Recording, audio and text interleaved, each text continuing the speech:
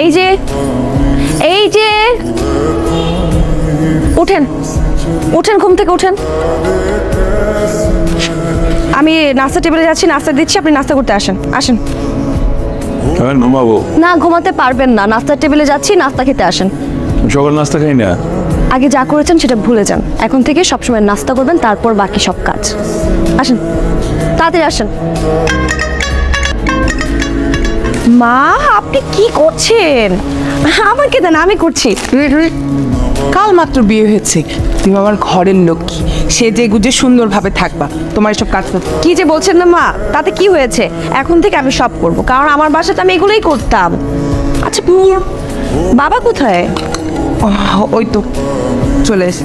বাবা আসেন, বসেন বসেন। আরে মা, তুমি কেন এগুলো করতে যাচ্ছ? হ্যাঁ, কি হলো? তোমার কি শরীর খারাপ নাকি? না, ও সকালবেলা উঠে এসেছে, দেখো না, ও নাকি সব করতে পারে। হ্যাঁ বাবা, এখন থেকে আপনার কোনো মেডিসিন থাকলে আমাকে বলবেন, আমি সময় মতো আপনাকে দিব। আর কোনো টেনশন করতে হবে না, সব আমি করবো। মা, আপনারও ছুটি, আপনি কিছু করবেন না, অনেক করেছেন। হ্যাঁ, তো ভালোই চললো, তোমার তো ছুটি হয়ে গেল। বয়স হলো তো একটু ছুটি হয়।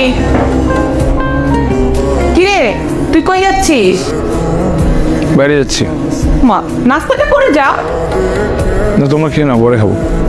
এটা আবার কেমন কথা?